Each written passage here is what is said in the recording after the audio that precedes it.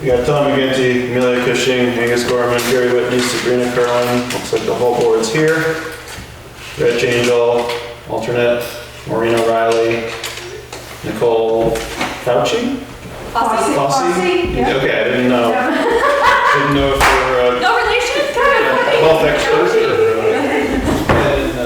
And remind me of your names. Marcy Innes. Dan Buckbrand. All right, and we've got Paul Vogt. And Sharon Clark. Hi. All right, let's look at the minutes from September 23rd and see what we think. Do you want to get in on this? I forgot the copy, so Carrie, she sent.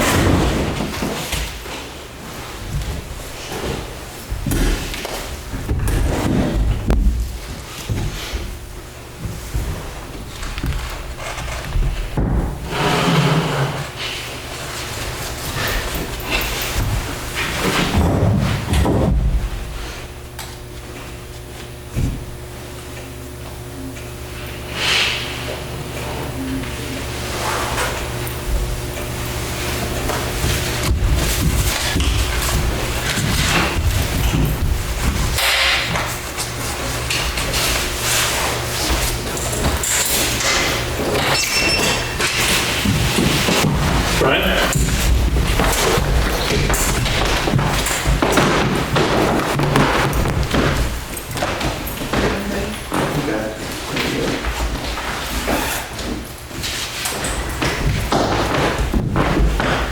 You remind me of your name? Lisa. Lisa, do you have a last name, Lisa? Why is that? Well, it's just we generally have a role of who's present at the meetings. You can just be Lisa if that's what you'd like to do. I prefer. Right on. Okay. I'd entertain a motion from somebody. Motion to approve the meeting? Okay, Gary second. All in favor? Aye. Okay, that's unanimous? Right on. Okay.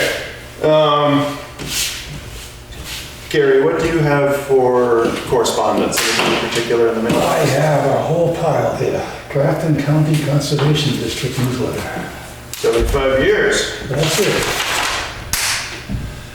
Radio. Not really earth shaking, but anyway. Yeah. Sometimes that's good. Okay. Any other correspondence anyone has received? Okay. I received a note from Sharon, which, if you're okay with it, Sharon, I would like to wait until we get to that stage in the regs. I don't know, it's relevant to that. No need to breach it ahead of time, if that's okay with you. Okay.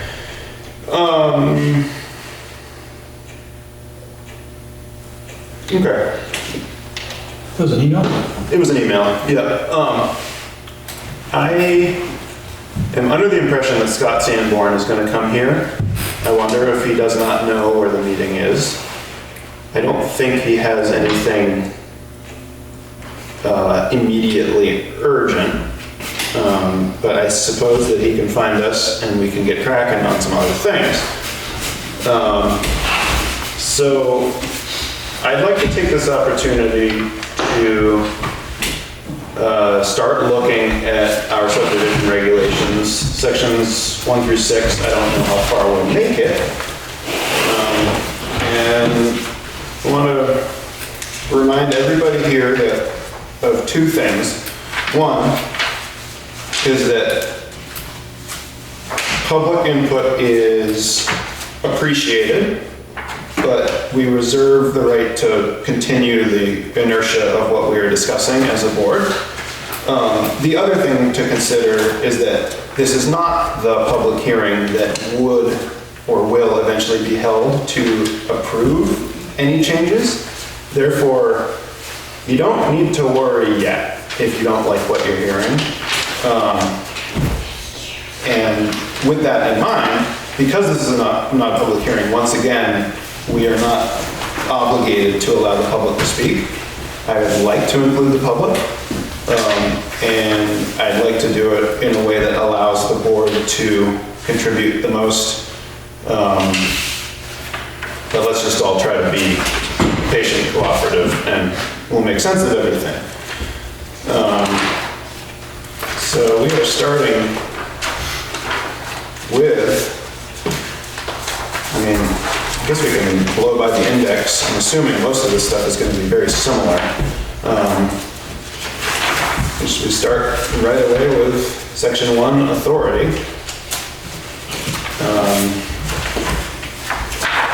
I suppose the best way to do this is to simply have you read each section and we can discuss if anything is inappropriate or great, or if there are any edits that ought to be made. Section 1, authority. Brian, what can we help you with? Do you have any copies for the crowd so we can, we don't have to be read to like children? So I don't have any extra copies. You can certainly listen along. I don't know if anyone else has an extra. It is on the website though, isn't it? Yeah, it's available. Right, you're definitely welcome to participate in this. We're not making any final decisions tonight, regardless, so. Where I can listen. What's up? I'm aware. Right on, thank you. Ears. All right, sounds good. Section 1, authority. Pursuant to the authority vested in Grafton Planning Board by the voters of the town of Grafton on March 12, 1967, and in accordance with the provisions of RSA 674-35, the New Hampshire Revised Statutes annotated, and as amended, the Grafton Planning Board adopts the following regulations governing the subdivision of land in the town of Grafton, New Hampshire. So, I could perhaps rely on people older than me to explain a little bit of this, since the subdivision regulations that we've always known are from like 79. Was there an older version even? Is 1967 an accurate date? People who might know could include Brian or Maureen. Do you have any recollection? What version are you operating from?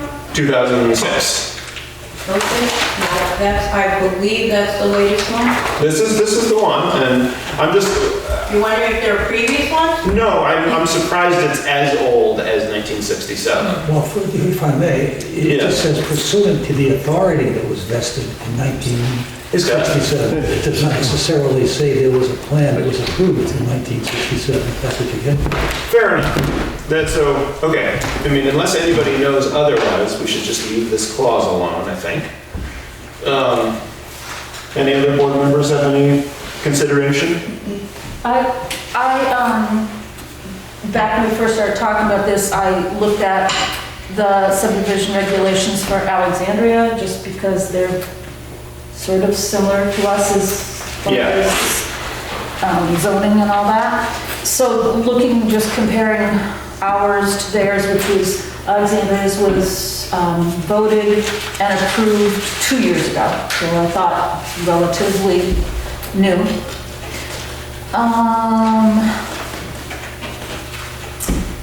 And they must have given their planning board authority in 1989, because theirs says the voters in 1989. Let's see. All right. They also, in their authority paragraph here, refer to an RSA 675.6. Okay.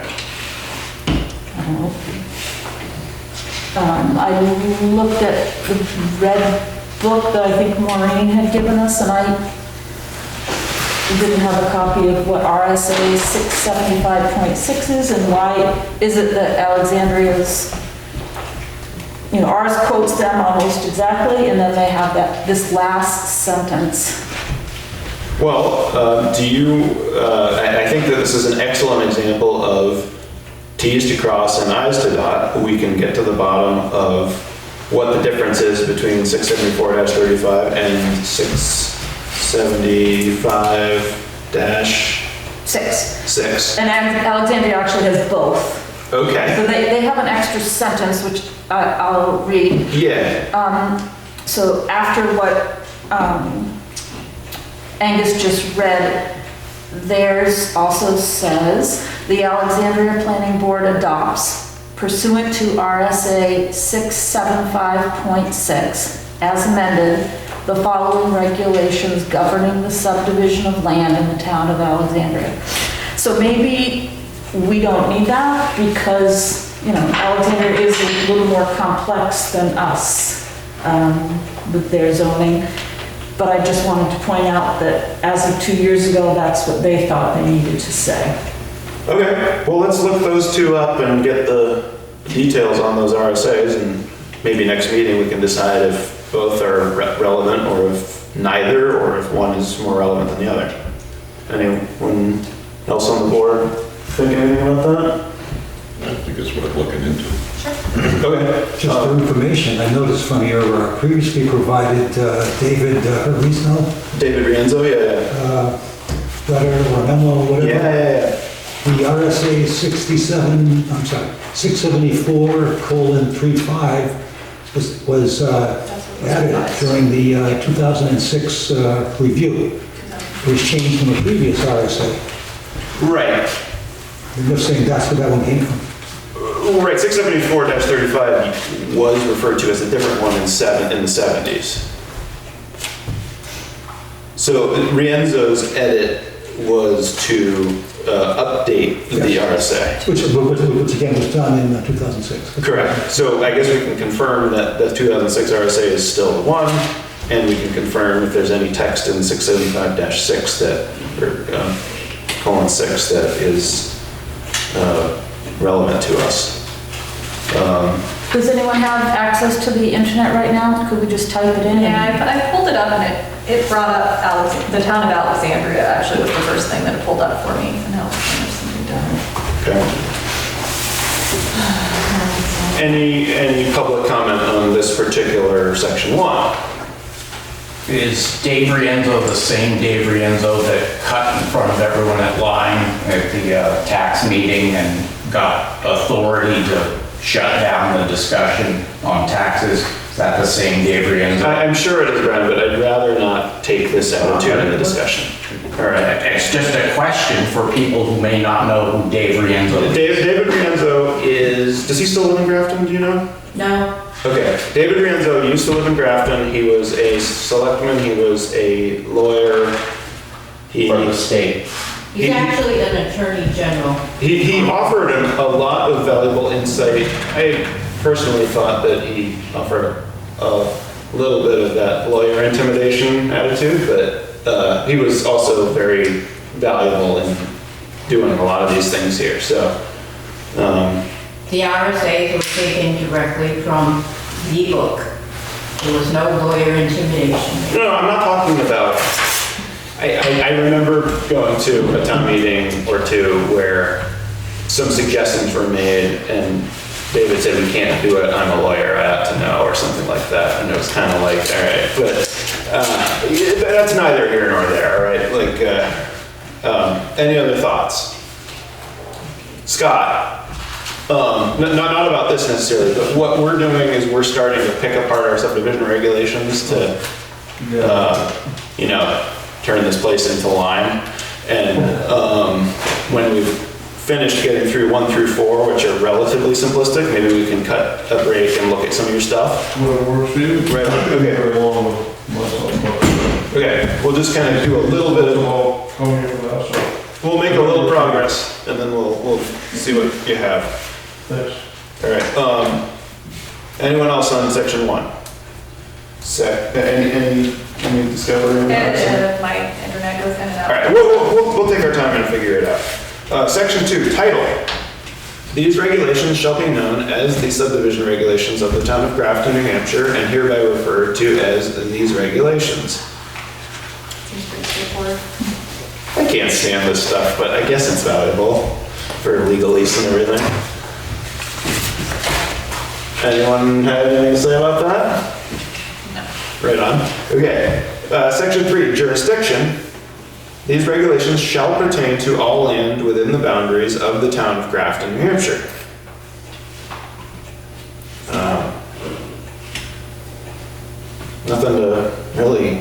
Nothing confusing there.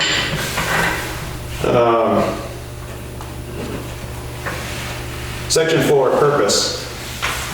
For the purpose of protecting the health, safety, convenience, prosperity, and welfare of our inhabitants, for the purpose of protecting the economic investments of homeowner residents of subdivisions, for the protection of our town's scenic beauty, and for the harmonious development of the town of Grafton and its environs, and to further promote those purposes set forth in RSA 674-36, 2, as amended, which purposes are specifically incorporated herein by reference.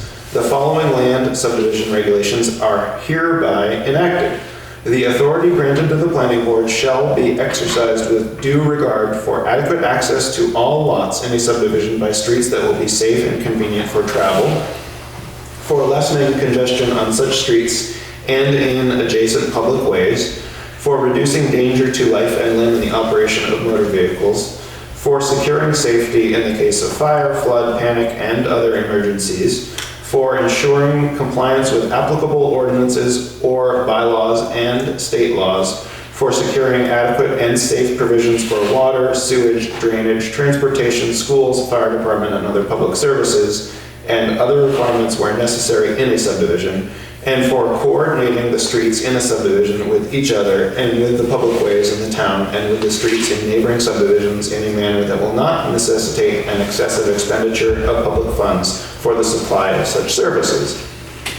The subdivision shall give due regard to the preservation and protection of existing features, trees, scenic points, brooks, streams, parks, open spaces, rock outcroppings, water bodies, and other natural resources and historic landmarks.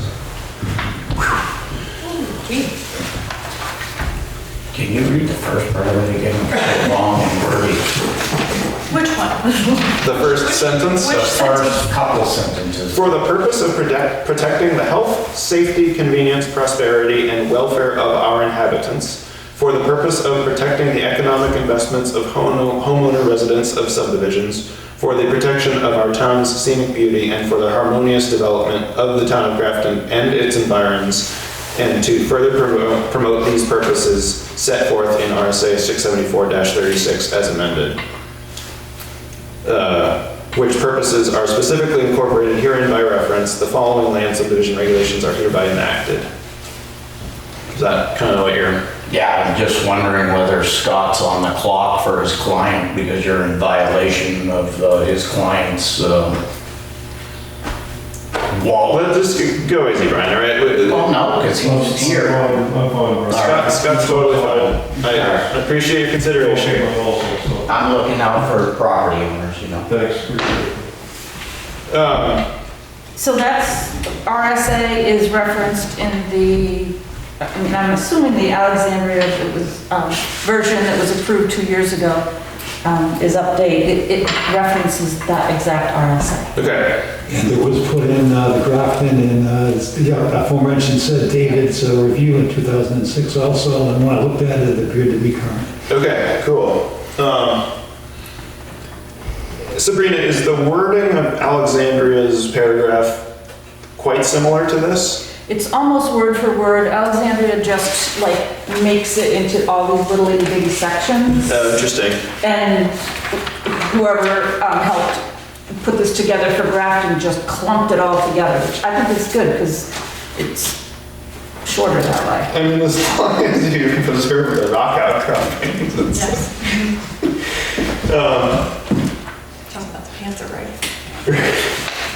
That's a good call, right? Yeah. That's an orange.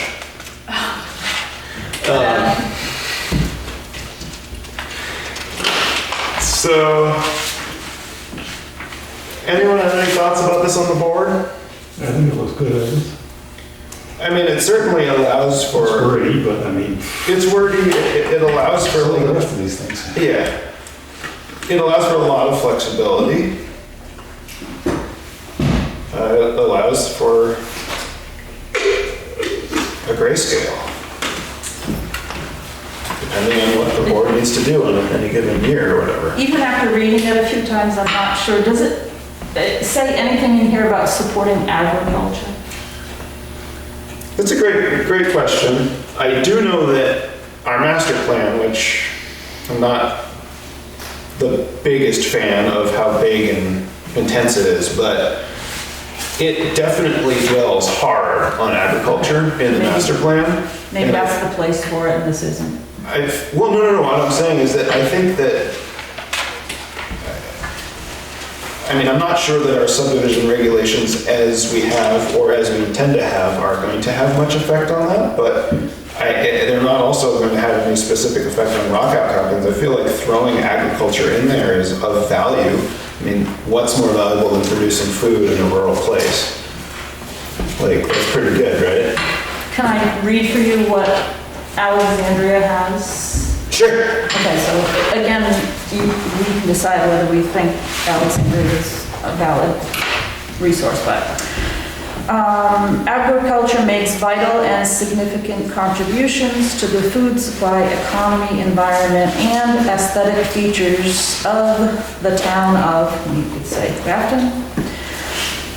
The tradition of using the land resources for agricultural production is an essential factor in providing for the favorable quality of life in the town of. Natural features, terrain, and the pattern of geography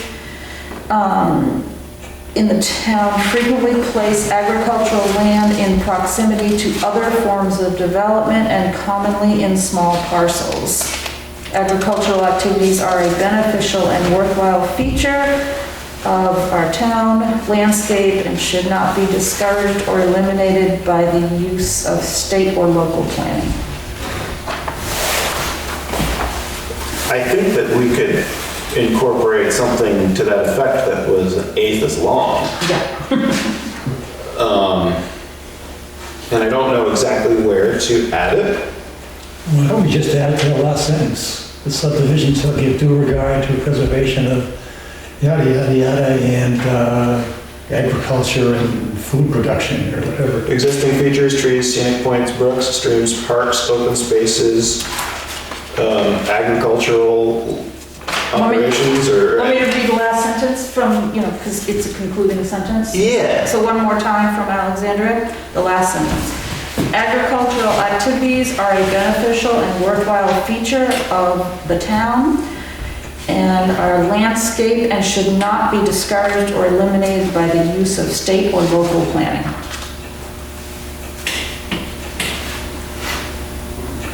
I feel as though, as much as I am heavily vested and highly value local agriculture, I feel like we would need to include a similar elaboration about trees, scenic points, brooks, streams, parks, and all those Yeah, I'm things. just trying to summarize and give an idea of I feel like if we want to elaborate at all, it should be in a future revision of the master plan.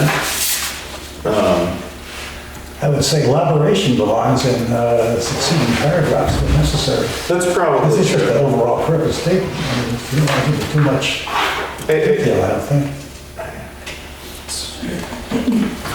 Nicole?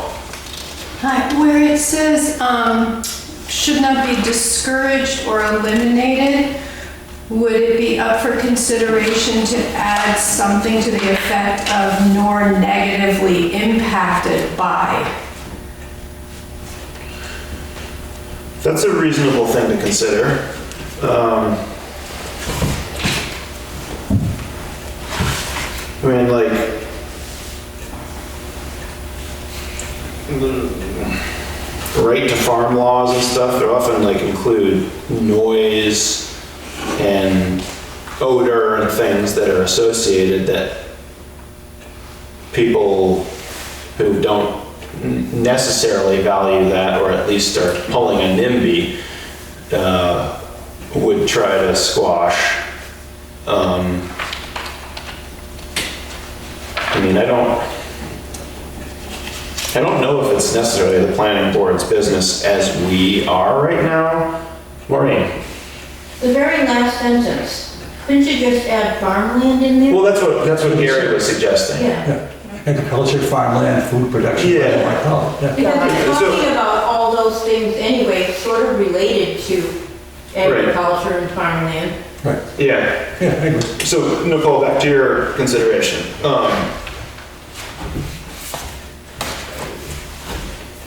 I mean, I don't know if this is immediately the place to get into detail about it. If that's the thing. Yeah. Overall general purpose. I mean, I'm totally open to a discussion in the future about like not making condos in prime ag, but that, I don't think that necessarily,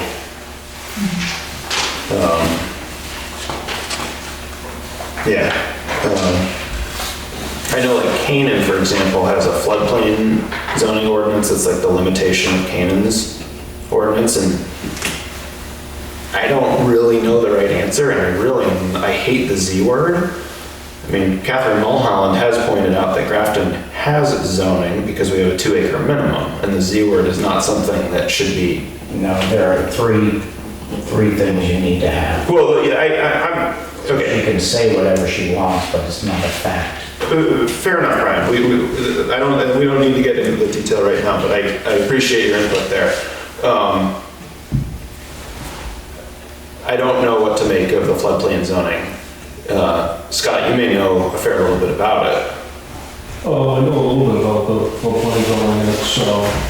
It ties to the National Flood Insurance Program. For a community to buy into that, you have to have some sort of floodplain ordinance. And most towns have that. Orange does not.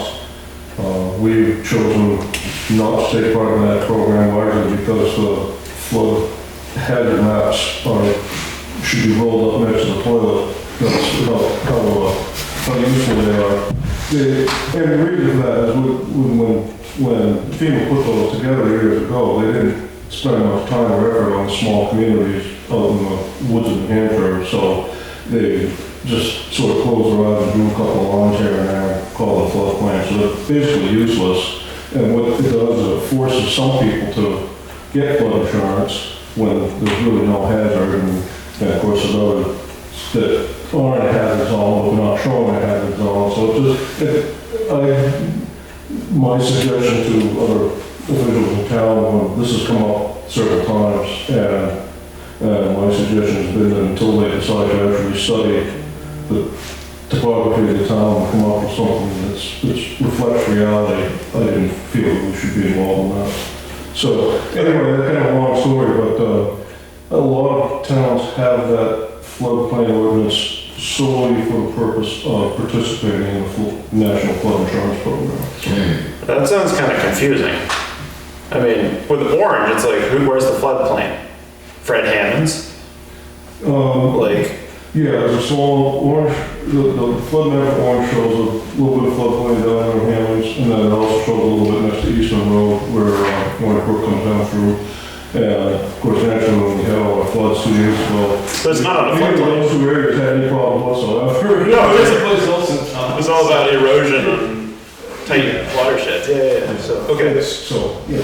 So I guess what you're getting at is that Canaan, as an example of a town that otherwise does not have any zoning, Correct. having the floodplain zoning is not necessarily to keep development from happening in farmland. It is to arrange for potentially federally helped flood insurance programs. I believe that is correct. That's not necessarily giving everyone the same opportunity. And I do know that Canaan is a participant in that National Flood Insurance Program, so that would be my guess. I can't speak for certain. What would you say to the effect of, I mean, there are places that flood that are not built on for what I would assume to be good reason, across from the rec field, for example, in Grafton, or Pat Bryson's fields at the beginning of Potato Road. Like, those are places that it's just, you'd be an idiot to put a house there. So like, what folks. well, that's what I'm saying. That's kind of what I'm getting at is what accomplishes that? Like, what level of regulation would accomplish the double whammy of preventing idiots from building in floodplains and keeping farmland. I mean, that's prime ag, they keep it that way, right? Yeah, I mean, I think anything that regulates like where you can build and what you can build really is ultimately zoning. Okay. I think, in my opinion, so. Okay. All right, well, thanks for your input on that, Scott. So for number 4, we're talking about adding farmland or agricultural operations, farmland and agricultural operations. I mean, you don't need an immense amount of land to grow food or raise animals, so calling it farmland can Or be... grow trees, Christmas trees, etc. Sure. I mean, I think a Christmas tree farm is kind of technically like agricultural, but not necessarily farmland. It's not Right, producing so, food. Yeah. So what wording should we use? Farmland and agricultural operations? Does that Sounds good to me. seem to cover, and should that be before or after rock outcropping? Farmland and agricultural operations. Okay, I mean, that's about all I'd want to change to that. Stuff it in there somewhere. Okay, can we take a break from this and look at your stuff, Scott? Okay. Okay, come, let's show us what you have. I have very quick. So first thing I have is just a completed application to submit Okay. to schedule a hearing. If you want to take a very quick preliminary look at it, we can. But it's very simple annexation, and as we've been through with other projects, as an annexation, it doesn't require a public hearing, but it does require review in a noticed meeting. And that notice needs to be, 21 days prior to the meeting. Or, no, the notice needs to be 10. You need to have that in your hand 21 days prior to the meeting you review it. did we go over whether it was a newspaper classified included in that? I think we have a couple times, but I don't remember. I can't remember what the actual... It's even website, and I mean, I'll take care of the mailings as I have in Okay, the past. that would be really, really helpful. So, I think you just need to post it, and I think you just, yeah, I think we have it on the newspaper round. It's probably worth doing, It's just safe, to cover the err base. on the side of caution, I think. Okay. So it's, I'll just be very brief if you don't want to open things up. It's, there's 2 owners, 3 lots, they own 1 lot jointly, they're splitting it and annexing it to the 2 lots on either side. It's out at Half Moon Pond. Where is it? It's, see, if you come in Tucker Road. Stay right, Tucker. Yeah, and then, no, actually, where Tucker Road forks, you stay left. So you turn on Shore Road. Oh, it's after it's the second fork. Yeah, right after Take the a left. second fork. Shore Road is the name. And how far down is it? Is this something that Not we're very far, recently? it's on this end. I've finished all my work on it already. Is it on the lake side of the road? It is, but it's not right on the lake. It's the little spur that goes off before the road meets the lake. So these lots don't have waterfront? Correct. Interesting.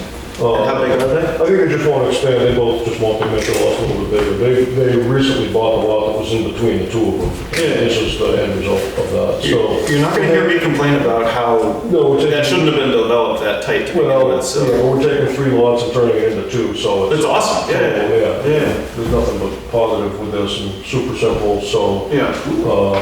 Just with the holidays coming up, just need to figure out scheduling for when we can have it in front of you for meeting, so if you just keep me posted on that. Okay, But this way it's in your hands, right, completed. let's talk about scheduling for a little bit. It is challenging around the holiday. Can we try for an early December meeting that is a combination of November and December, so we don't have to get into the like Thanksgiving and Christmas games? Since November's on Thanksgiving, you probably don't, Right. I mean, we won't have a meeting on Thanksgiving, so yes. we try to get it. okay, And for whatever it's worth, which is probably not much, in this case, there's nothing is really riding on this, so my clients certainly would like to have it completed and done. well, we'd like to just kind There's of nothing. churn through things that make Yeah. sense, so. But I don't think anyone has to bend over backwards for it, so. No, okay. All right, is there any sense, does anyone have a calendar available and we can choose a day? Tom, what days are select board meetings in early December? Early December will be the 7th and 21st. Okay. So would 9th? What do you think? December 9th? Does that seem like an issue for anybody? Is that in place of the November and December? I think so. If that works. It's not sure. It always gets hard about the holiday and it's like, oh, it's just a meeting and we've got things to do. And as long as we can get through what we need to. Yeah, December 9th works fine for me. Okay. Why don't we tentatively move the meeting to Thursday, December 9th? And if anyone comes up with a reason why we shouldn't do that in the meantime, we can all talk about it and choose a different day. Move November and December. We'll roll it. Lines and have them both on the 9th. I mean, the theory is we should choose a day beforehand for both of them, and the reality is we all have plenty of things to do around the holidays, and unless there's 10 different subdivisions that we need to give our full attention to, it doesn't really seem to hurt anything. Okay. So there's item number 1. Okay, this is, so I'll hold on to this and make the things happen. Just, yeah, and let me know, Okay. just confirm the meeting date, and then I'll make sure that the notices get sent out to letters. Yeah. There's only like 3 or 4 letters anyway, so Right. not that many. Okay. And then, yeah, that won't take up much of your time. This is item number 2, I just want to have you take a very quick preliminary look at another boundary adjustment that's have coming up, hopefully. This one's, the reason I want to have you look at it sooner rather than later is that access is just a little trickier with this one than a typical one. So Jim, they're up on Sergeant Hill Road. Yeah. Right before, My dad's neighbor. he owns 4 separate tracts of land up there, but he's been, kind of treating them all as one. But I think he wants to sell something and keep something, so he'd like to adjust the boundaries between the tracts to better reflect the use of the land up there.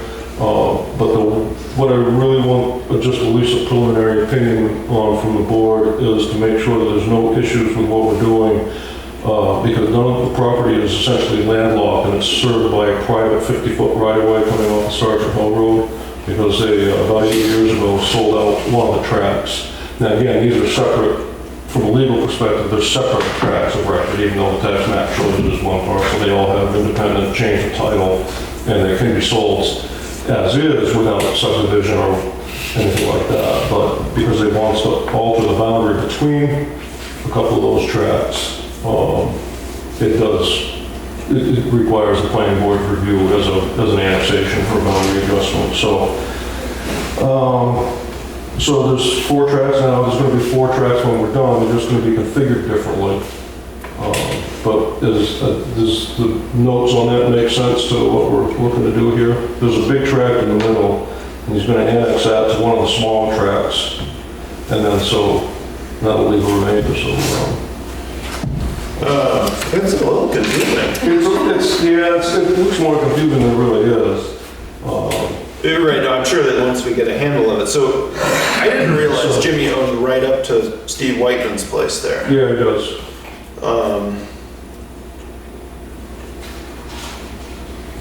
Yeah, it's pretty tight. So right now there's that little triangular tract shows track 5. Yeah. It's up right on the southerly border. That's just a little half-acre triangle, and that is pretty much useless. And then the house is located on tract 2, which is about 18.5 acres. And so what he wants to do is take about the half of tract 2 that's not being used for the residents and annex that to that other tiny tract, so that then becomes a usable independent tract of land. Whereas right now, that little triangle is really useless. And then he's leaving the residents on what's left of that tract too. How do you figure tract 5 as it started got to be there?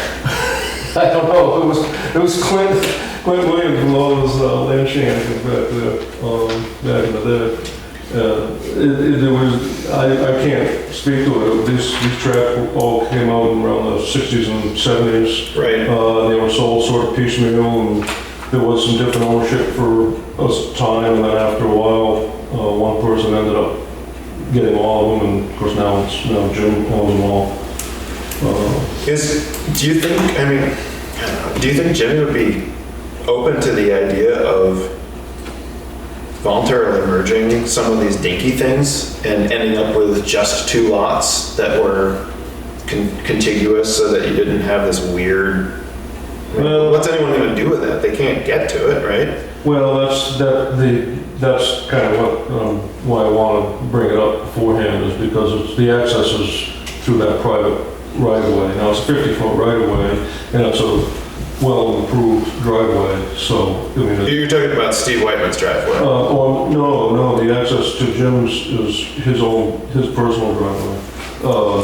Steve's driveway does, serves, it's actually a right-of-way to a couple of other lots, but has nothing to do with Jim's lots. Okay, so even though it's like right on the edge So there, there but is it's- no, right, it happens to be near it, but there is no access from Steve Whitman's driveway. So wait, how do you get to tract 5 again as it stands? You don't. Okay, right. Yeah, I mean, it would have to come through, the other land, one of the other tracks, or a couple of. Through tract 2. Yeah. And a little bit of, it would have to go through a little bit of track 6 and then a little bit of track 2. I mean, So, yeah. yeah, so this is the access basically to all of Jim's land. Right. Is this right here.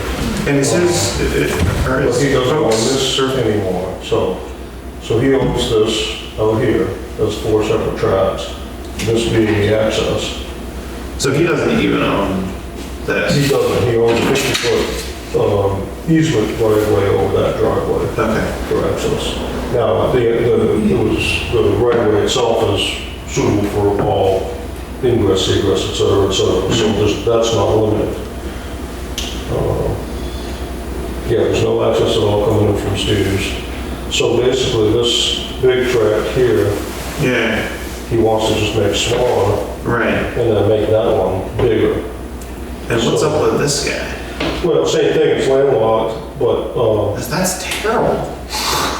That wedge? no, that may just be a drafting, because this is crude, it hasn't been Okay, I was like, how do you even, No, I think that's actually just a. you know, like walk like fox to stay on your property? Like, you know, it's,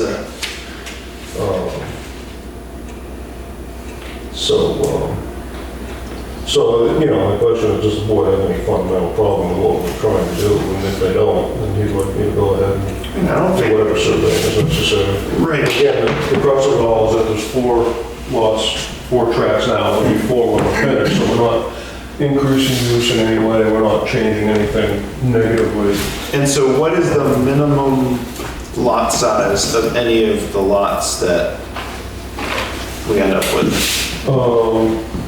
Well, there's only, all the lots are conforming to that 2-acre minimum, except for tract 5, and that's gonna now conform, so that we're actually, we got that. That's kind of what I'm asking. There will be no more dinky landlocked triangle. Well, the triangle won't be landlocked, I mean, all of the tracts are landlocked in that they don't front on the road, but they do, there is access via that road. Yeah. And then, you know, if Jim were to sell tract 4 up in the corner there, he would have to grant a right of way to it as well.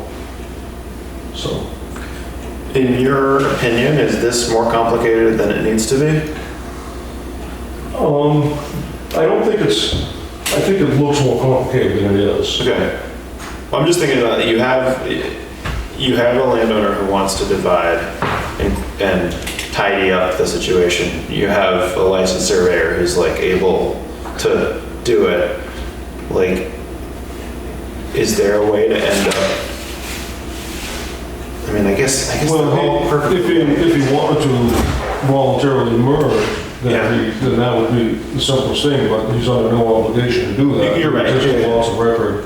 And I can kind of take the position that if this is what he asked me to look at doing, it's what he wants to Yeah. do. So I don't think it's certainly not my place to say, well, would you merge them? Right. Yeah. No, it's fair enough. If you don't want to relinquish the number of lots you have, I think the Yeah. fact that you're making them all conform to a condition which they currently don't, Yeah. then that's an improvement. Yeah, it still isn't gonna be perfect because some are well removed from the road, Right. but at least getting rid of that little half-acre triangle in the middle of nowhere is certainly an improvement. So what happens when, let's say if, Jimmy sells tract 5, then it has to be resurveyed with a right-of-way given to it? I mean, as it is now? No. Let's say that this happens as we anticipate.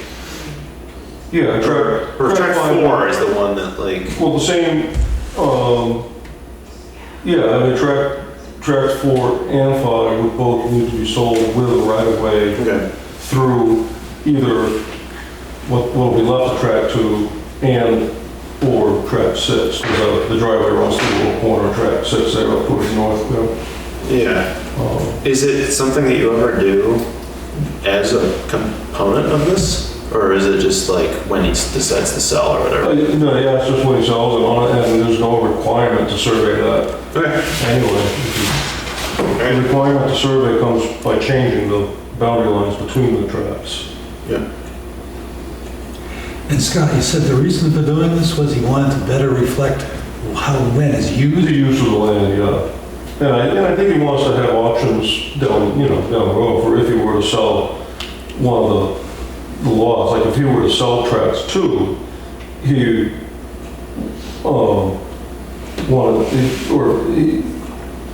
I think he wants to have the house on, a smaller piece and then have some of the other backland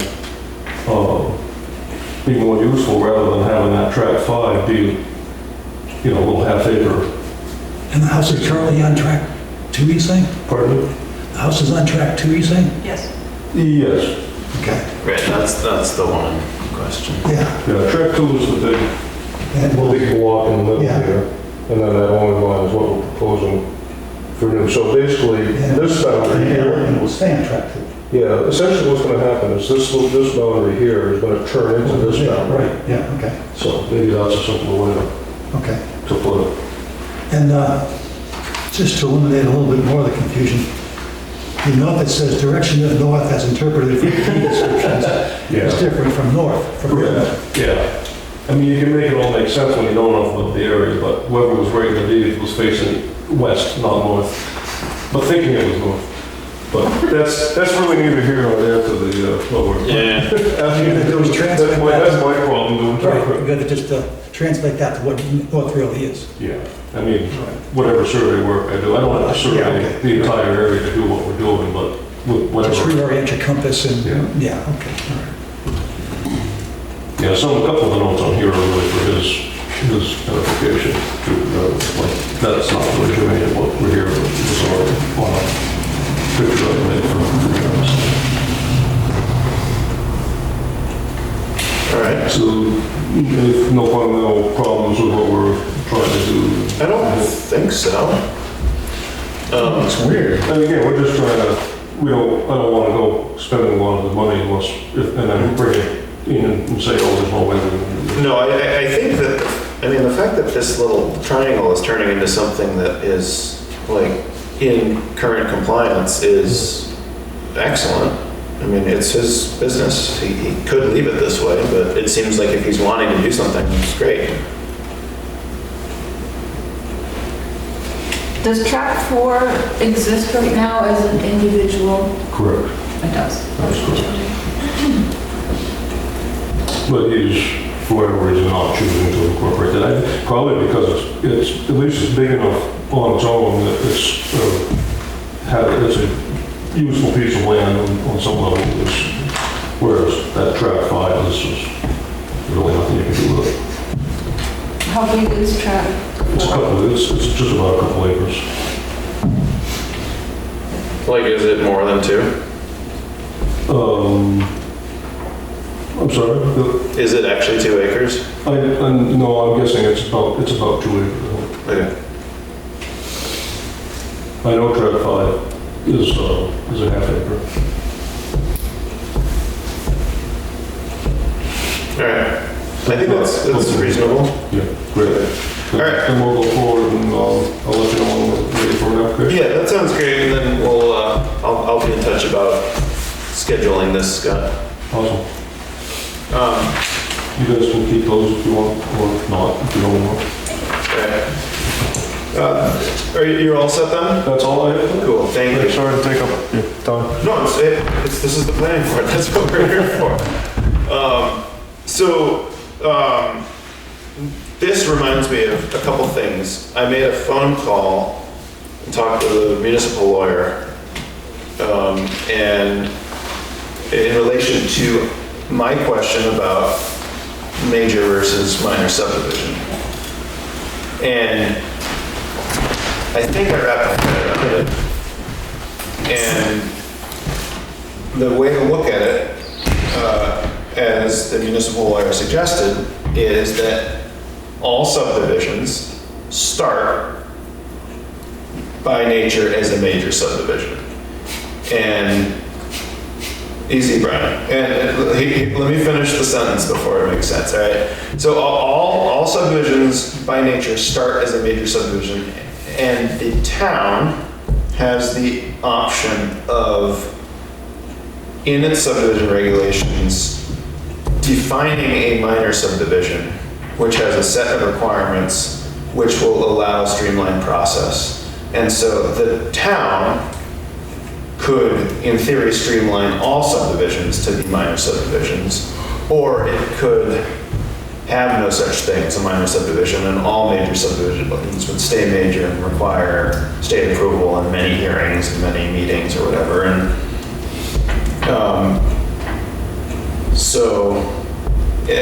but the basic gist of it is that a minor subdivision is defined by the town. And so we have the opportunity to edit the definition of minor subdivision if we so choose. Maureen, you're looking at me funny. Do you think that's remotely accurate? Definition that we have That doesn't now. sound right to me. What do you think sounds wrong? There's a specific definition for a major and a minor subdivision. See, that's where, It depends on the acreage. Depends on the amount of lots, not the acreage. 3 or more lots, or 5, or 3 or less is a minor subdivision. correct. Different subdivisions require different things from the state, like septic. For sure, when acreages are smaller, you need to make sure there's places to put a septic, whereas when the Right. acreages are bigger, Right. you're gonna be able to put it somewhere. But if what I heard you just say is true, then we're perfectly within our rights to say that a minor subdivision is 3 or less, and to have the appropriate regulations for Right. Maureen, now that you mention that, I do picture in the big green book a minor subdivision definition, but I might not be right. I think, there's definitely a minor subdivision definition in our subdivision regulations. In the Grafton Town subdivision regulations, I promise you, there is not a major subdivision definition. There's only a definition of minor. But then can't you assume that everything else is that minor is major? Sorry, one other time. Couldn't you assume that because everything that's not minor is major?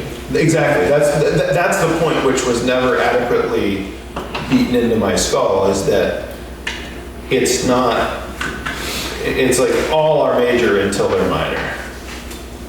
Well, they're all minor until they're major based upon what the lawyer said. We can do that. I think it's the other way around. I think that, I think conceptually it starts the other way, but I think the effect is the same. Depends on whose concept.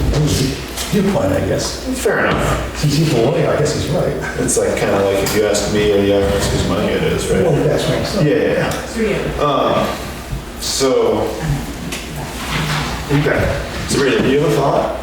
No. I didn't see the idea. Anyways, I'm recounting my conversation. We should attack that more specifically when we reach that point in the regs, but that was what I learned. I also would like to quote the lawyer hearing about the exemption number 5, I think, which is the famous one that we're all so excited to reach, and his take on that was that is insane.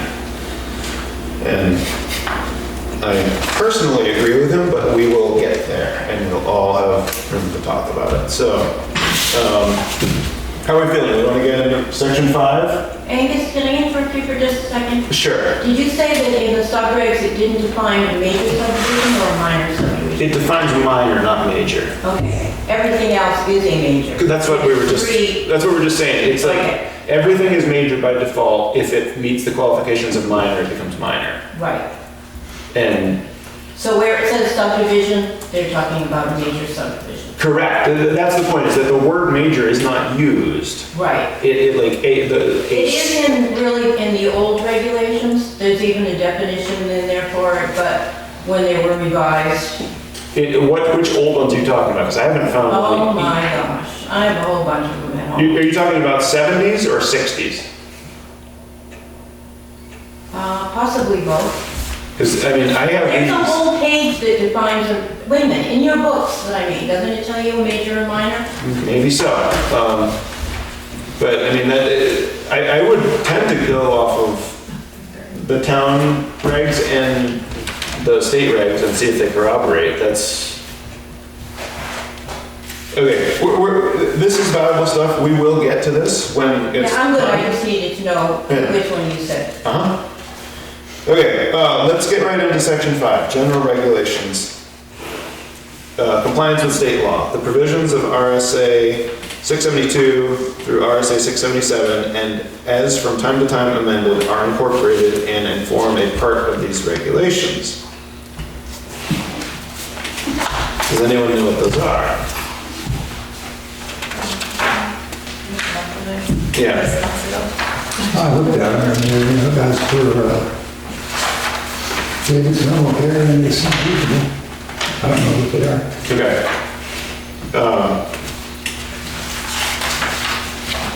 I mean, we have to have a balance of how we approach this, because if we get to every single thing, we're never going to get anywhere. So my tendency is to go with stuff that has been checked in the past, and if we find something that is not right, we can change it. And if we make a terrible mistake this year or next year, if a new version gets reapproved, well, you can always fix it the next year, right? So, Can I have a second? what you got? Do you have internet access? Me right now? Anybody in this room, on this board, have internet access? Mine goes. I would strongly make a suggestion. Yeah. That we relocate this meeting somewhere with internet access, so as we encounter these things, we can actually get the right answer I like it a lot. before we rewrite the book completely wrong. Do you want So to? some 6-year-old sitting at home on Google can say, look at these knuckleheads. Fair enough. Do you want to try to do it at the selectman's office? I don't know if it's gonna be the room. I mean, we have a table that we all sit around, and I think everybody here would fit. I think that would be shoulder to I shoulder. don't think you can be 6 feet in that. Yeah, I think that's fair. That's fair with.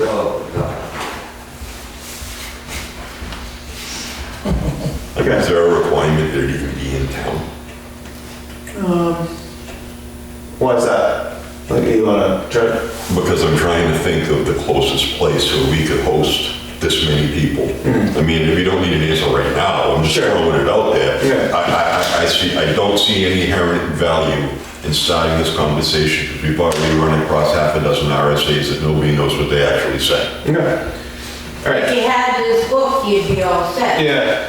And it is supposed to be, every planning board member is supposed to have this book. Which year is that? It's my really old one, Okay. 2005. Okay. Actually, I have a newer one, but it's so thick I don't like to bring it, it's twice as size. They are well provided online. I feel like we don't necessarily need to. Well, you could go online and print them All right, out. I'd like to get this back to the board. Yep, Right. yep. That's You not got it. public comment. No, fair enough. Fair enough.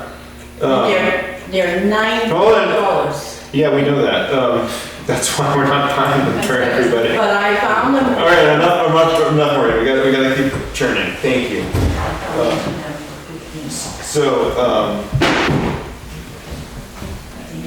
Do you wanna, we'll just pick it back up where we are and we can make a note of RSAs that we're not sure about and touch Yeah, back on those. and, take a look around in the next couple of weeks. Okay, I'm gonna I circle mean, the if it was warm RSAs. enough, I'd say bring it to the junkyard, and you can all sit in the shop when we do it, Yeah, but okay. I'm just circling the RSAs that need some, no, I think that that's a reasonable thing. Okay. Are we trying to be sure we absolutely understand every last RSA, or do we just understand that these RSAs are appropriate to be here? It's possible a little bit of both. It's one or the other. you can understand it, it doesn't mean it's supposed to be there. It's not one or the other, it's both. We should definitely make sure that they ought to be there. It can, But we have to kind of the know number what they can be mean wrong, before- it could pertain to something absolutely nothing to do with land use, and I could understand it, but it does not belong there. They're mutually exclusive.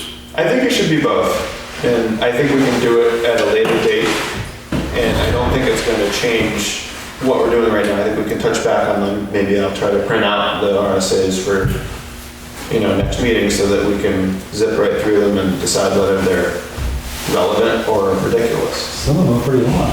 That's, okay, well, I mean, I looked at them and they look Intimidating. reasonable, like they're related to what we're doing. yep, Do I understand the details of each and every paragraph, each and every line? okay, No. okay. I'm asking. You need to do that. All right, well, let's keep going through and see if there's any of the text that's actually text in front of us that is good to go. So 5.2, approval of planning board required. No subdivision of land shall be made, and no land in any proposed subdivision shall be sold, transferred, rented, leased, altered, or developed, and no street or utility construction shall be started, and no building permits for building related to a proposed subdivision shall be granted until a final plat prepared in accordance with the requirements of these regulations has been approved by the board and other permits have been issued.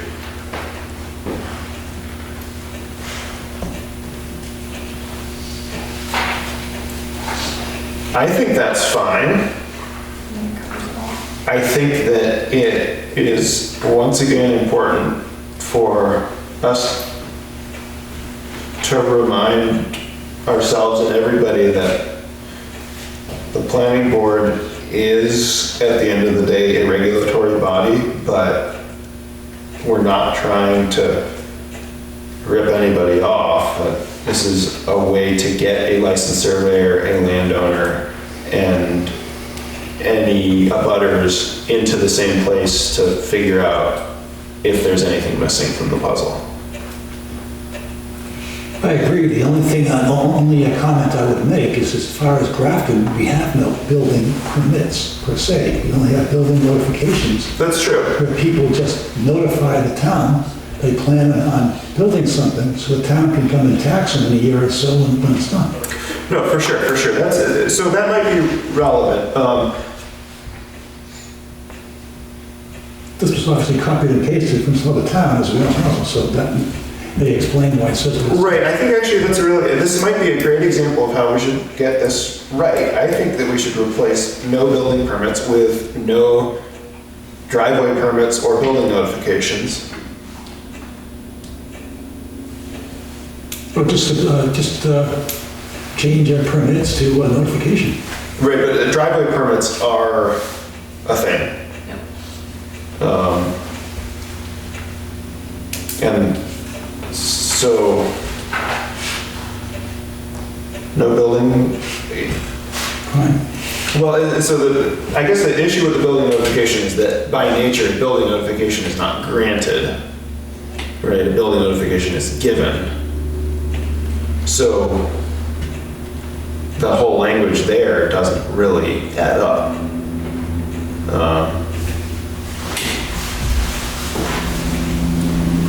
I think it would be no driveway permits shall be granted and no building notification shall be submitted. And this is only in relation to a subdivision. So this is not somebody's bought a single piece of land. I'm sorry, it's getting late. No, that's fine. I buy a piece of land, it's been surveyed, it's its own piece of land. We're not even involved. We're not involved. I have a 1 acre lot. I get some amateur surveyor to send something off to Haverhill saying that it's 3 different lots and I get 3 different people to start putting in driveways. That's what this is preventing. Well, in that light, then I guess I would take back what I said and said I would change building to driveway because that's the only permit that we're actually talking about here. The building notification, as you say, is kind of, you just do it. The building notification is intertwined with the driveway permit. And I don't think that it's right to start building on a lot that is not going to legally go through.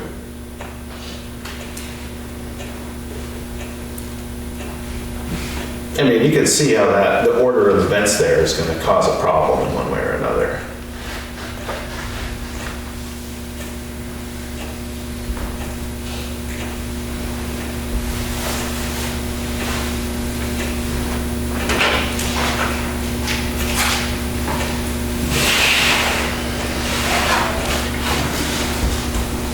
I still think the building permit is what the driveway permit is what you're really concerned about. Notification means you're just planning on doing something in the future. You're not really being asked, you're not really asking for permission the way you are for a driveway.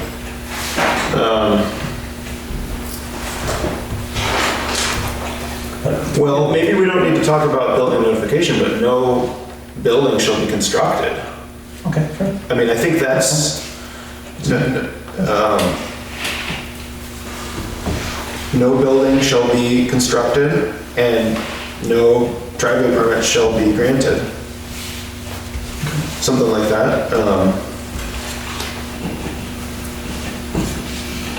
Because that's definitely putting the cart before the horse.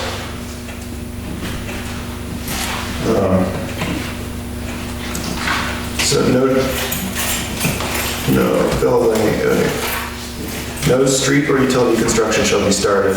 No building shall be constructed. And no building should be constructed, and I don't even think it's, I mean, how do we need to include the for building related to a proposed subdivision in that language? Is it already there because it says, sold, transferred, rented, leased, altered, or developed? Does the word developed include construction, or does that just mean? Probably, but I think we might like to get a little more specific, because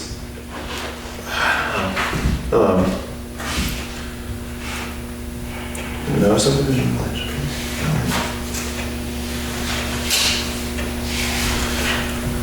How about no subdivision of land shall be made, and no land in any proposed subdivision shall be sold, transferred, rented, leased, altered, developed, or built upon, and no street or utility construction shall be started,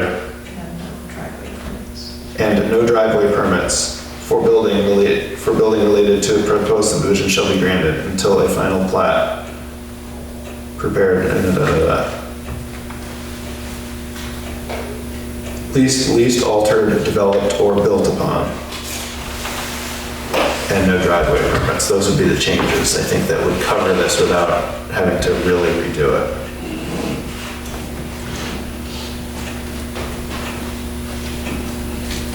Altered, developed, or built on. Driveway. And that's kind of relevant to what we're dealing with in this town anyways, like with driveway permits being a thing and building notification being the way it is.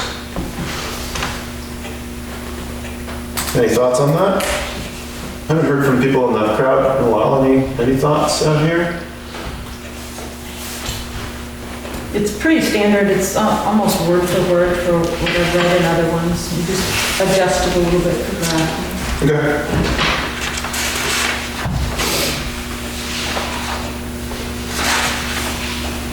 Okay.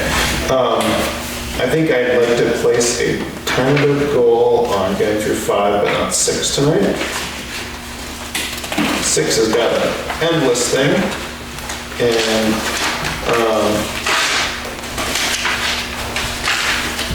I think 6 would be something that we could bite off next meeting. Does anyone feel like that's reasonable?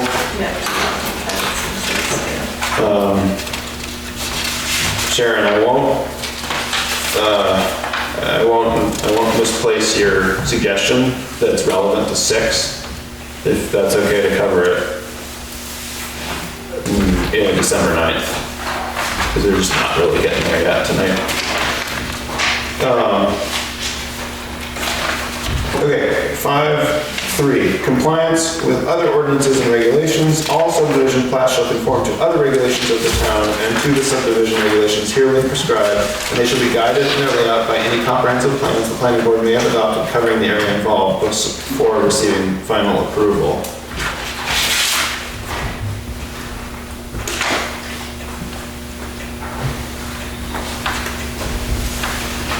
I mean, this clause to me kind of says the board can make things up as it goes. I don't love that, but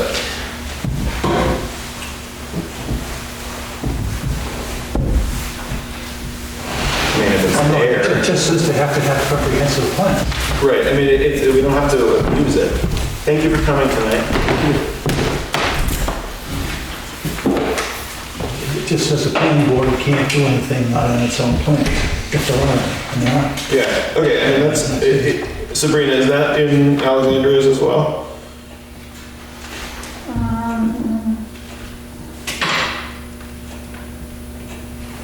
Alexander's is even more loosey-goosey. Okay, so this is, let's just go with it, it's good. I don't think it's really getting in the way or anything like that. Okay, 5.4, performance and maintenance bond. The planning board shall prescribe the extent to which and the manner in which all streets existing and proposed shall be improved and other utilities provided. The cost of said street improvements and such other utilities as required by the planning board shall be borne by the developer or subdivider. Prior to receiving final approval of the subdivision plan, the planning board, before affixing signatures or... Can you slow just a little bit? Sorry. Prior to receiving final approval of the subdivision plan, the planning board, before affixing signatures of approval to a subdivision plat, may require of the subdivider, a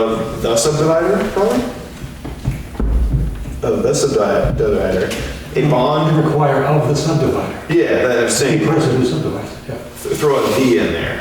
Mine doesn't have the word "the." May require of the subdivider a bond or escrow agreement with surety and conditions satisfactory to it securing to the town the actual construction and proper installation of such improvements and utilities, if any are required. The subdivider shall have filed with the board an engineer's estimate of cost of streets, public improvement, drainage structures, and other utilities, together with maps, plans, and supporting data and such other data that will aid the board in determining the amount of the performance bond. Any performance guarantee required of the subdivider shall not be released until the Board of Selectmen has certified completion of the public utilities streets, existing or proposed, and improvements in substantial accordance with the requirements of the planning board, and deeds covering land to be used for public purposes, easements, and rights of way over property to remain in private ownership, and rights to drain onto or across private property are submitted in a form satisfactory to the town attorney. All recording fees shall be borne by the subdivider. Upon completion of streets and other improvements and approval by the Board of Selectmen, surety covering the maintenance of streets and improvements for a period of 2 years from completion may be required in an amount based on the cost of such improvements as reported by the Board of Selectmen. My first question is this the Board of Selectmen that has this authority, or is it the planning board? When Board of Selectmen is mentioned, do they mean Board of Selectmen? I was wondering that too. The only thing I thought of was because it's, I mean, you're talking about a huge, if something really big were to happen, a couple hundred house lots or something like that. And it's, this says, the town or the planning board wants a bunch of streets and blah, blah, blah. So it's a big chunk of money. So I think the Board of Selectmen is involved because it's a big chunk of money. It seems like fairly Like oversight almost. I mean, my initial reaction to this whole thing is that we are not that likely to see this kind of thing happening. This sounds like the kind of thing that happens in someplace like South 11. But what about I can never say it right because I wasn't here on Google's Mine. Ruggles Mine? Yeah, I mean, it was advertised as 1,200 contiguous house lots or something when it was sold. Right, and so this could be there for if that ends up happening. I don't think we should get rid of it. I just don't know. I just don't know if it's something that we're gonna end up seeing or using. Well, I think the select board has the right to approve all streets that get added or discontinued or whatever. Public utilities, streets, and improvements they're public. This municipal select board oversees that. Fair enough, Right. That's where the fiduciary is for that. Okay, so, I mean, I just assume leave this.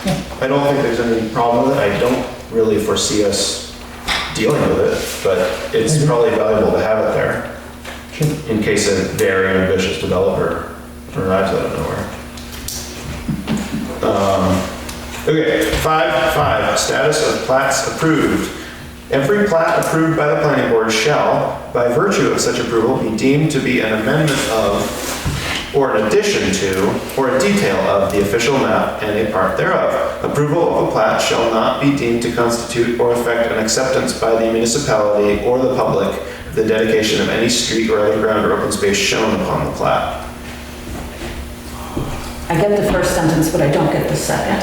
So I think what it means is that it's going to show on the tax map as has been agreed upon, but just because the final plat surveyor included a street does not mean the town all of a sudden has to plow and grade that road. Does that sound about right?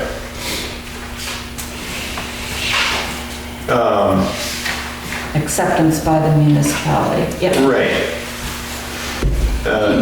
Any comments? Looks good then. Okay, 5.6, acceptance of streets or open spaces. No streets or open space will be accepted by the town until such time as all improvements have been carried out as shown on the approved final plat. In accordance with the requirements of these regulations and subject to any conditions established by the board at the time of final plat approval. See section 8.4. Guess we'll see that at some point. Open spaces for proposed schools, parks, and or playgrounds or other purposes in places deemed proper by the planning board shall be indicated on the preliminary subdivision plan in order that it may be determined when and in what manner such areas may be dedicated or otherwise conveyed to the town. One of the proposed changes from 2006 was to change that to just the subdivision plan instead of the preliminary subdivision plan. So I see that that's not changed, but. Oh, okay, I mean, that was one of Rienzo's suggestions, is to get rid of preliminary. Yeah. But that's all I have after that. Right, because I think that's a good catch on his part probably, because this would suggest that you could include it on the preliminary but not include it on the final. So I think that's right. I think we should get rid of preliminary. Any thoughts on that? Sounds good. Okay, let's lose preliminary. Okay.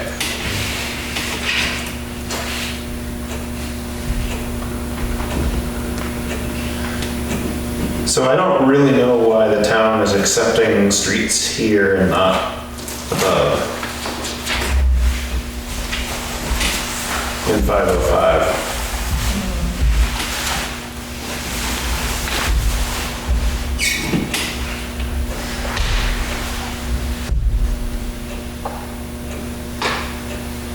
Doesn't 505 say just because it's on the plat, Doesn't mean doesn't mean we're gonna plow it, mow it, right. care for it? And 506 says if we wanna plow it, mow it, and take care for it, this is how we do it. I guess that's, yeah. Conditions established at the time of final plat approval, which seem possibly arbitrary. I guess it just turns into a judgment of what is put in front of the board. Okay. You do have a hand. Oh, I'm sorry, Nicole. No, it's okay. What about emergency services for that? Other than plowing, mowing is Right. sort of different, that it's easier to get to do that privately, but emergency services, it's not as easy to find your own firefighter to show up for you, you know? Just another example of the same thing. right? Emergency services, you know. Sure. I mean, I think what they're talking about though is that the town does not need to commit to maintaining a road just because somebody makes it. Brian? In the past, we've had people on class 6 roads that we're building, they just wrote a letter that they would not hold the town liable. I have to sign the exact waiver. Yeah. For fire or Right. medical or any other services. Right, it's kind of understood that if you keep Clears the town of any liability. That was actually a warrant article that was passed in '98, we have just found out. that you have to Last sign 5 or 6, you will submit a waiver. Or you will not. 6, not 5, right? Most I town believe roads are 5. I believe it's 5, and I I'll thought check, it I was don't class have it in 6, front of me, but it was passed as a warrant article. Right, I mean, that sort of makes sense, and I think it's generally acknowledged that the people who run the emergency services here are well-intentioned, and if they show up to a class 6 road as a driveway that's been like decently plowed, that they'll make a good effort to go down it, you know, it's like, I don't think it's necessarily a problem. Yeah. I had it in my mail, yeah, but the whole, this is just ringing Half Moon Pond in my head, this whole conversation. Oh, Half Pond is crazy. Right, but this is, a lot of what we're talking about now is, but me, wonder how that was even, I think that's why the planning board is here. I wholeheartedly believe you. Yeah. No, that's But great. one of the things that was dredged up was plowing, maintaining, things like that. And one of the things that was brought up was that there's buildings there that never should have even been built, according to the ordinance. Right. So that's, I think that's what all of the stuff is circling. Okay. All right, 507, reserve strips. Reserve strips controlling access to land dedicated or to be dedicated to public use will not be permitted, nor will reserve strips of land which may prove to be untaxable for improvements be permitted. Additionally, no privately owned reserve strip except an open space area shall be permitted which controls access to any part of the subdivision or any other parcel of land from any street. What the heck is a reserve strip? It's defined down below. I had the same question. Okay, So, is this like the line of palm trees along the boulevard? I know you said you didn't want to go past 5, but it's 6.1. Page 10. 6.26 reserve strip shall mean an area of land retained by the seller of the land which can be used to control access to any land within the subdivision or access from the subdivision to any neighboring property. So is this like where you have like a gated community next to another gated community and the same idiot who developed both like keeps a little like link between them or something? Like how does... I guess that could conceivably satisfy that. All right, well, I guess we're not permitting reserve strips, huh? Like, Also, the notes from the 2006 Oh, yeah. review noted that 5.7, 5.8, and 5.9 should be placed in the section 10 for standards, that they really didn't make sense in here, but 7, 8, and... 7, 8, and 9. Okay. So it's just, Okay, well, 5, 7, 5, 8, what was it, a little louder? 7, 8, and 9 were supposed to go into 10. we're recommended to go there. Section 10, not 510. What I noticed when I did a review of the regulation overview from 2006 versus this, only through 5.04 was actually updated. All the other things that were recommended were not done. Okay, so there's As a I'm break. going through, it's like, Okay, well, this is immensely valuable. For you to have picked up on that stuff. Okay, well, let's, section 10?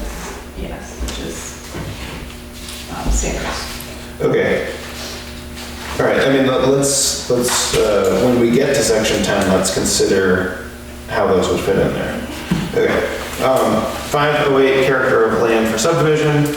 Land of such character that it cannot, in the judgment of the board, be safely used for building development purposes because of the exceptional danger of health or safety or peril from fire, flood, poor drainage, excessive slope, or other hazardous conditions shall not be platted for residential, commercial, or industrial subdivision, nor for such other uses as may increase danger to life and property or aggravate the flood hazard. Land with inadequate characteristics or capacity for sanitary sewage disposal shall not be subdivided for residential, commercial, or industrial subdivision purposes unless connected to a municipal sewage system. In areas contiguous to brooks, rivers, or other bodies of water subject to flooding, proper provision shall be made for protective flood control measures.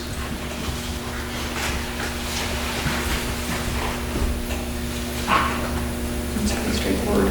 I mean, are they basically saying that like if you're way up there and like, and it's like really steep and like a lot of ledge that you couldn't possibly put a septic in, that they're not interested in dividing that, have that land divided into small lots? And that's what I'm reading. It's, Putting a house on the side of a steep hill or whatever, I don't know. I mean, I think you could put the house on the side of a steep hill if that's really where you want to put it, if you are on a pre-existing lot. Like, I don't think there's anything telling you that you can't, but, Sewage system on it. right, if you're forcing a subdivision into a place where that's the only option, I think that's kind of what they're getting at. How would we know that? Because I mean, the guy that just came in and Yeah. wants to make 4 lots into 4 lots and change it. I mean, unless we walk it, how do we know that that triangle isn't? because it's my dad's neighbor and I've been there. No, but if. I mean, it's like, no, I mean, your point is excellent. And I think it's a combination of factors and just another example of how valuable the planning board is with a diverse set of people who are, and a diverse set of surveyors. You know, it's like, I don't think a licensed surveyor would go for a subdivision on land that was not able to support septic systems in a town that doesn't have municipal water and sewer. And if it seemed like that was the case, we would want to, if we didn't trust the surveyor, we might want to go and take a look. And that's within our, that's part of the planning board's option, is to know what the land actually is.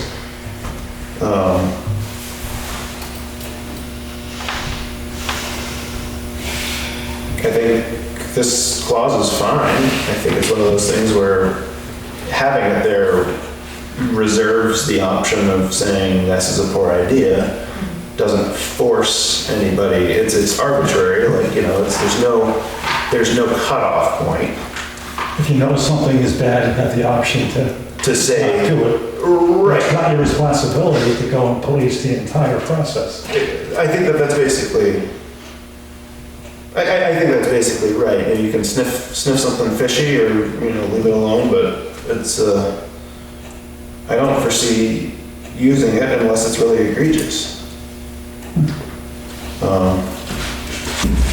Okay.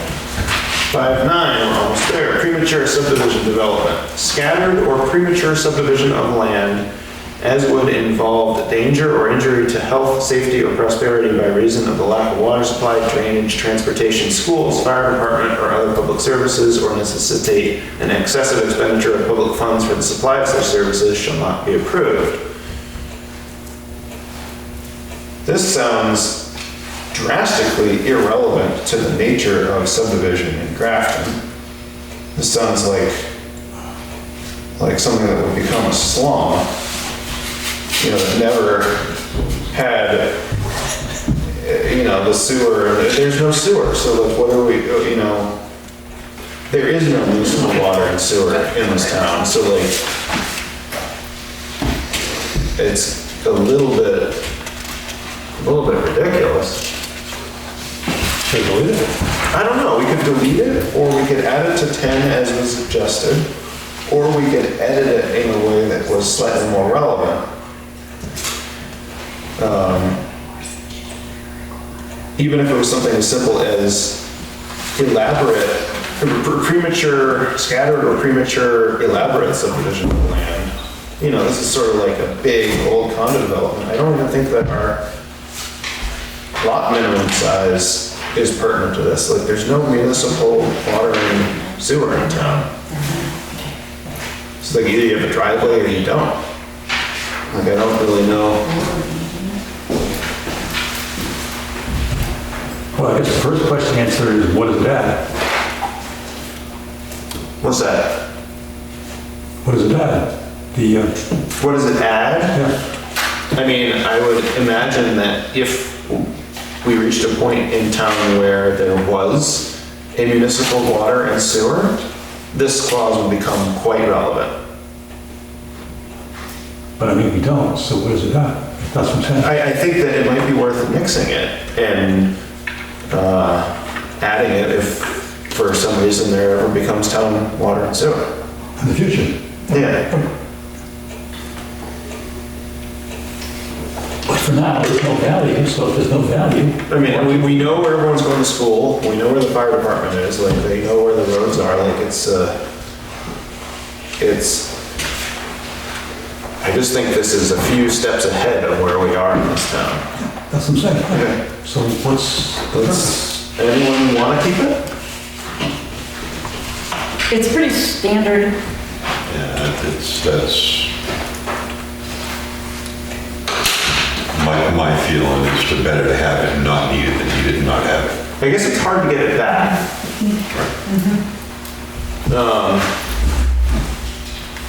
Here they have a little, in Alexandria, a little ditty at the end. Shall not be approved unless a design solution acceptable to the planning board can be presented.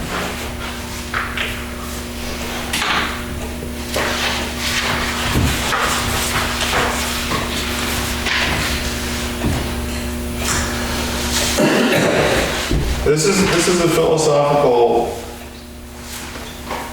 hurdle here, because it's like the whole idea was to try to whittle this regulations down so that it Yeah, was I know. concise. It's not doing anything. Let's do it. That's all I'm saying.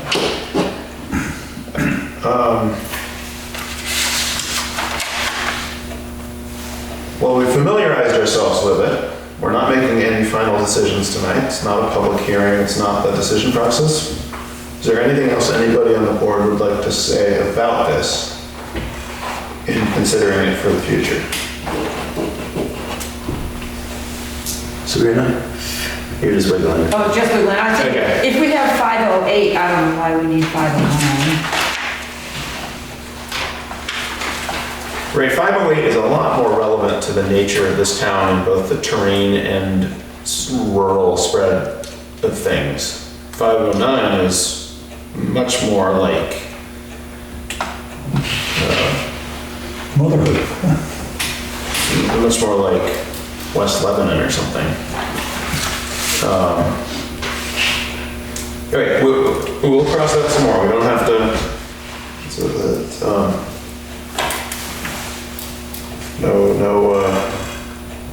no decision there. Last one, 510, filing with Register of Deeds. Immediately after final plat approval, and in no event later than 30 days after date of final approval, the subdivider shall submit to the Register of Deeds of Grafton County a copy of the final plat for recording.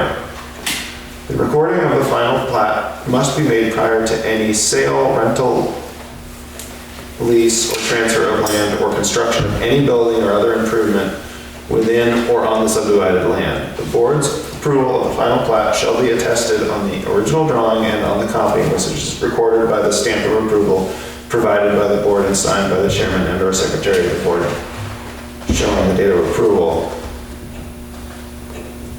The subdivider is not the person who sends this to the registry of deeds. The planning board is the person who sends this to the registry of deeds. That's the main problem I have with this.